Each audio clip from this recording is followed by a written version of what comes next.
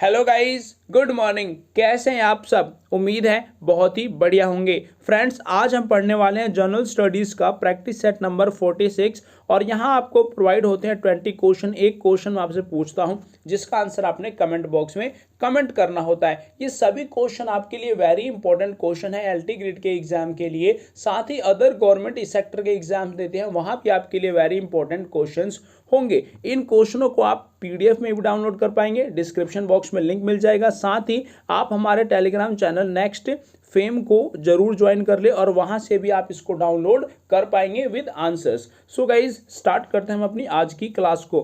First question हमारा, निम्नलिखित में से कौन सी सदिश राशि यानी कि वेक्टर क्वांटिटी है? देखो, क्वांटिटी दो प्रकार की होती है, एक होता है स्केलर और दूसरा होता है वेक्टर क्वांटिटी। स्केलर क्वांटिटी क्या होता है? जिसके पास ओनली मैग्नीट्यूड होगा, डायरेक्शन नहीं होता है। बट वेक्टर क्वांटिटी के पास क्या होता है? मैग्नीट्यूड भी होगा और डायरेक्शन भी होता है। यह कहलाता है वेक्टर क्वांटिटी। क्लियर है? तो चाल जो है, चाल एक स्केलर क्वांटिटी है। यही यहां पर क्या होता? गति होता, तो यह क्या हो जाता?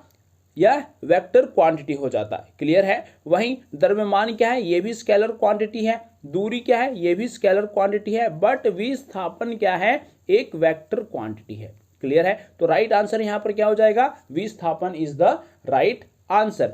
नेक्स्ट क्वेश्चन है, निम्न में से किसका जन्म आगरा में हुआ था? राइट आंसर, मिर्जा गालिब का जन्म 1796 में आगरा में हुआ था। वहीं आपको मिर्जा गालिब से याद रखना है कि मिर्जा गालिब उर्दू और फारसी के एक महान कवि थे। इन्होंने कई गजलों की रचना भी की और इनका पूरा नाम क्या था? मिर्जा असदुल्लाह बेग खान इसका रियल नेम था। यह भी आपके लिए इंपॉर्टेंट है। नेक्स्ट क्वेश्चन है, किस वर्ष भारतेंदु नाट्य अकादमी की स्थापना हुई? राइट आंसर, 1975 में भारतेंदु नाट्य अकादमी की शुरुआत होती है और इसकी शुरुआत में महत्वपूर्ण योगदान किसने दिया?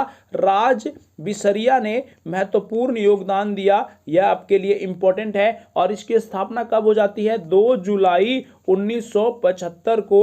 और यह कहां पर है एकेडमी? तो यह उत्तर प्रदेश की राजधानी लखनऊ में है। यह भी आपके लिए इंपॉर्टेंट है। नेक्स्ट क्वेश्चन है, मोहम्मद गोरी ने किसे चंदावर के युद्ध में पराजित किया था? राइट आंसर, जयचंद को मोहम्मद गोरी ने चंदावर के युद्ध में 1193 में पराजित किया था। वहीं आपको मोहम्मद गोरी से याद रखना है कि तराइन का पहला युद्ध कब हुआ था? तो 1191 में तराइन का पहला युद्ध हुआ जिसमें पृथ्वीराज चौहान विजयी होते हैं और मोहम्मद गोरी की हार होती है। वहीं तराइन का दूसरा युद्ध होता है 1192 में जिसमें पृथ्वीराज की हार होती है और मोहम्मद गोरी विजयी हो जाता है। और 1193 में कौन सा युद्ध होता है? चंदावर का। यह भी आपके लिए इंपॉर्टेंट है। नेक्स्ट क्वेश्चन है, निम्नलिखित में से किसका प्रयोग माचिस में किया जाता है? राइट आंसर, रेड फास्फोरस का यूज किया जाता है माचिस की तीलियों में। आपने देखा होगा कि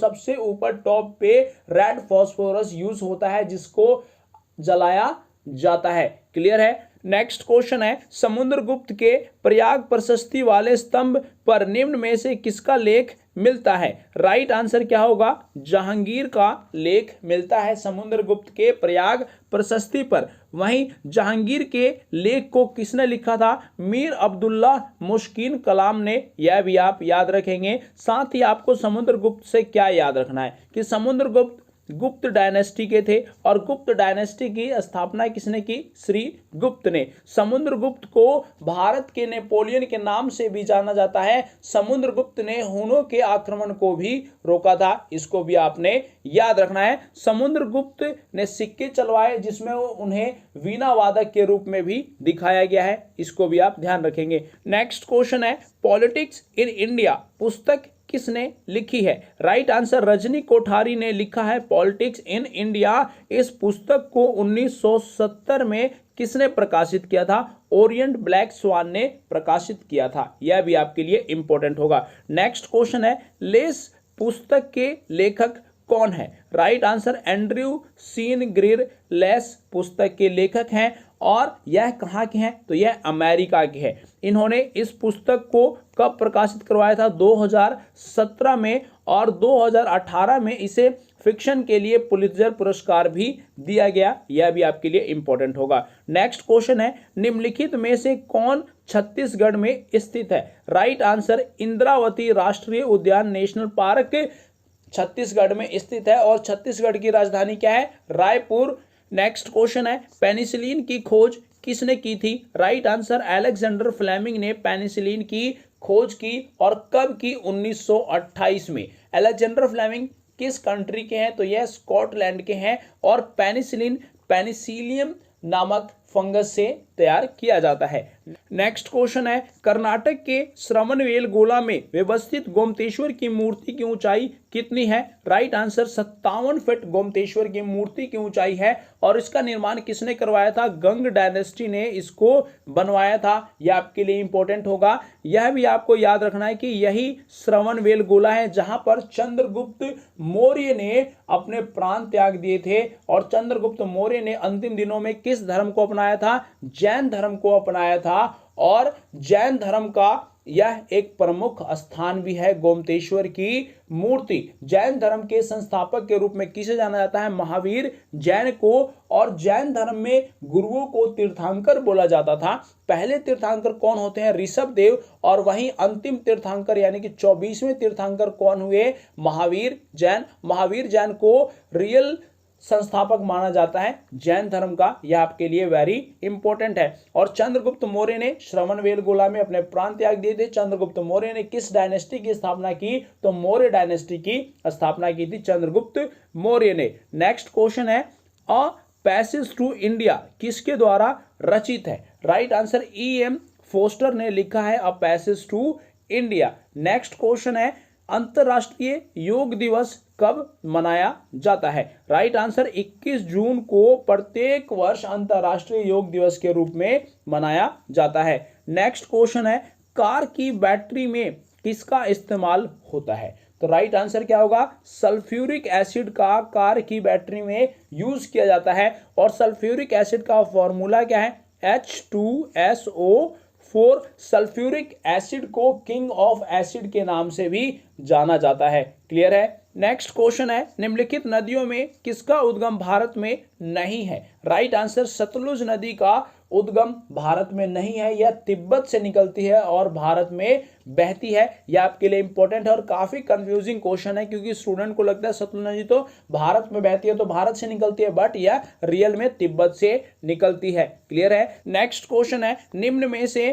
कौन सी दो नदियां अमरकंटक से निकलती है? राइट आंसर, नर्मदा और सोन नदी अमरकंटक से निकलती है। और अमरकंटक कहाँ है? मध्य प्रदेश में। अमरकंटक की ये दोनों नदियां दो अलग दिशाओं में बहती है। नर्मदा नदी निकलने के बाद अमरकंटक से पश्चिम की ओर चली जाती है और ये गुजरात से होती हुई अरब सागर में गिर जाती है। तो वहीं सोन नदी उत्तर की ओर चली जाती है और यह बिहार में जाकर गंगा से मिल जाती है। बाद में यह कहाँ गिर जाती है? बे ऑफ बंगाल यानी कि बंगाल की खाड़ी में गिर जाती है। और बंगाल की खाड़ी यानी कि बंगाल में क्या पड़ता है? सुंदरवन डेल्टा। और सुंदरवन डेल्टा दुनिया का सबसे बड़ा डेल्टा है, यह भी आपके लिए इंपॉर्टेंट होगा। नेक्स्ट क्वेश्चन है, नोबेल पुरस्कार किस देश के द्वारा दिए जाते हैं? राइट आंसर, स्वीडन के द्वारा दिया जाता है नोबेल पुरस्कार। और नोबेल पुरस्कार 6 क्षेत्रों में दिया जाता है। यह अल्फ्रेड नोबेल की याद में दिया जाता है और अल्फ्रेड नोबेल ने डायनामाइट की खोज की थी, यह भी आपके लिए वेरी इंपॉर्टेंट है। नेक्स्ट क्वेश्चन है, मगध की प्रथम राजधानी कौन सी थी? राइट आंसर, गिरिव्रज राजगृह मगध की प्रथम राजधानी थी। और मगध उस वक्त का सबसे बड़ा और सबसे शक्तिशाली जनपद था 16 जनपदों में, यह आपके लिए वेरी इंपॉर्टेंट है। नेक्स्ट क्वेश्चन है, ध्वनि तरंगे नहीं चल सकती, कहां नहीं चल सकती ध्वनि तरंगे? तो राइट आंसर, निर्वात में यानी कि वैक्यूम में नहीं चल सकती ध्वनि तरंगे, क्योंकि ध्वनि को पास करने के लिए क्या चाहिए? एक मीडियम की आवश्यकता होती है और निर्वात यानी कि वैक्यूम में कोई भी मीडियम नहीं होता। ध्वनि की स्पीड सबसे ज्यादा ठोस में होती है, फिर द्रव्य में होती है, उसके बाद गैस में इसकी स्पीड होती है।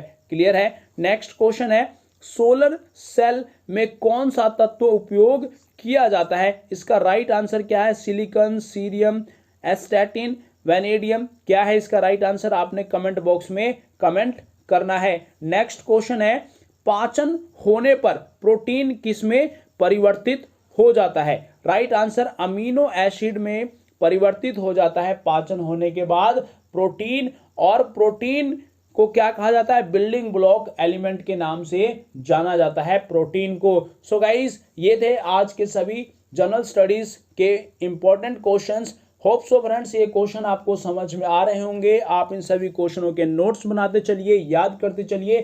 Thank you very much. मिलते हैं जनरल स्टडीज की नेक्स्ट क्लास में आपसे। तब तक आप चैनल को जरूर सब्सक्राइब कर लेना।